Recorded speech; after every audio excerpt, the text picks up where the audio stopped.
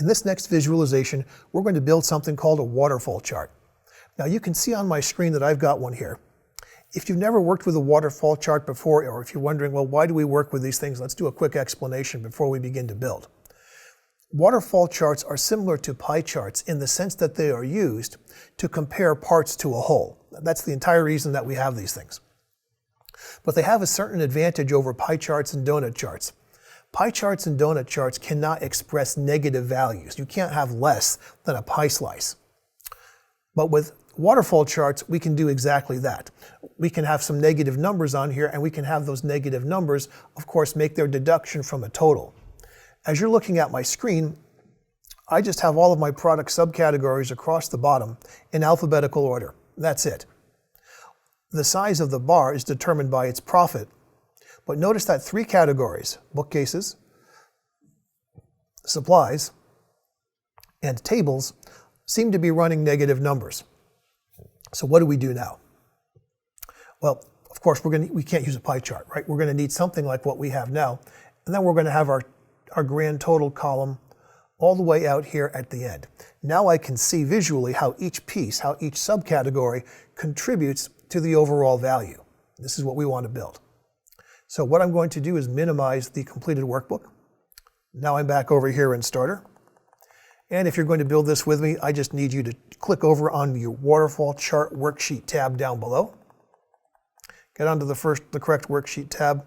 Make sure that Order Superstore is your data source. And let's go through some basics.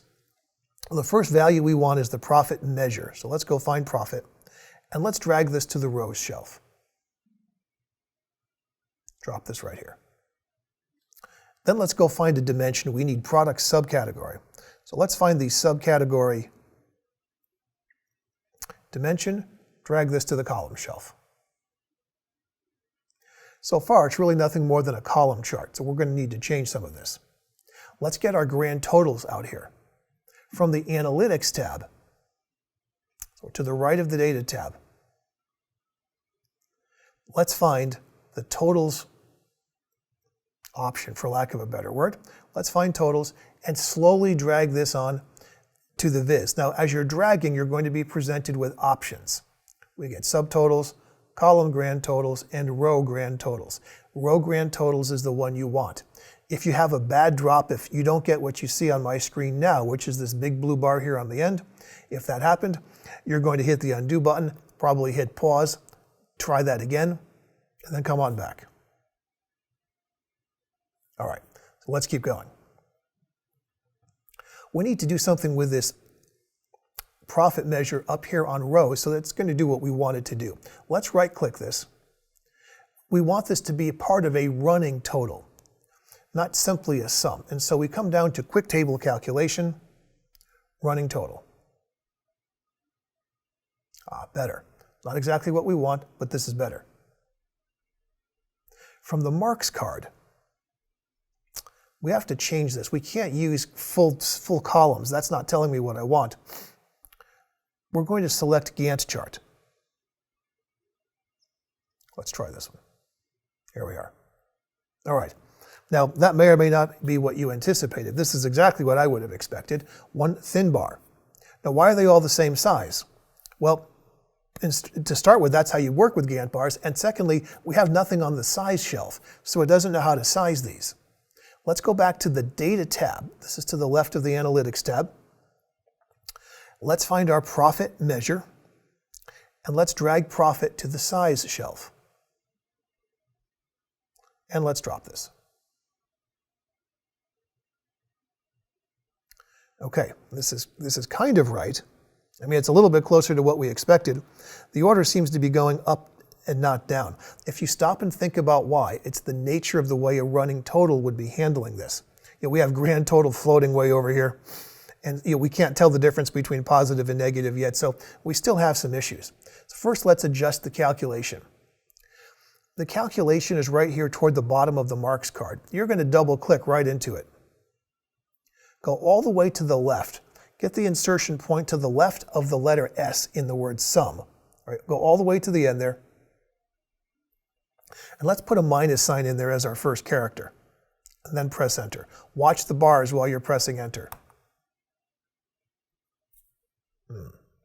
That's exactly what I want. Now, you may or may not have anticipated that. So if you need to put some thought into like, well, wait a minute, how does subtracting work? Remember, you're taking away from the running total. That helps you to understand why that would work the way it does. So we're so much closer to the end now. Now a little bit of color and a little bit of cleanup on the tooltips, and we're probably in good shape. So first, let's deal with color. Let's drag the profit measure to the color shelf. Okay, that's better, but I'm only going to want 2 colors, so we'll make that adjustment in a moment. And then let's put the profit measure on the label shelf as well. Let's just finish this up. Let's find profit one last time down here in the data pane. Let's drag this up to label so I can see their respective values. There we are. All right. Well, let's just do a little bit of cleanup and see what we get. Let's do this from the legend. Let's deal with these colors because these colors aren't really telling me anything. Well, let's come over here to our legend and select Edit Colors.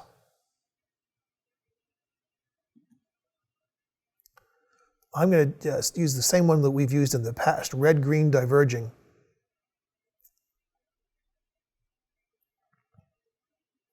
You want to change the stepped value to 2, the digit 2.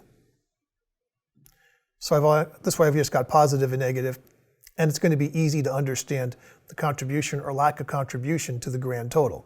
Let's make that change. There we go. Much better. 1, 2, and 3. Now the shorter size of the grand total bar makes sense because we can see we have to include 3 negative numbers. If you like, let's change the title of the legend. Let's edit this title.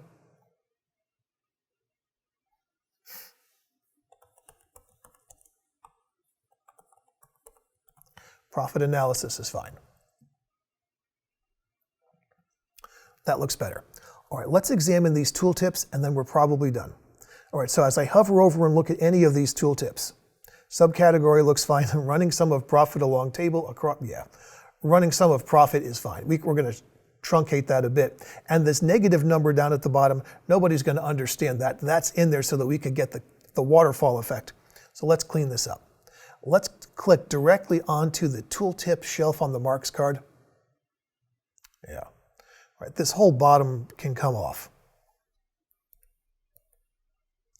And then let's abbreviate. Running sum of profit is probably sufficient for most people. You can change this to anything you like, of course. This is all just your understanding of how to read the text. When you've got something in here you like, take a moment to do that. Click OK. Test your tooltips. Oh, much better.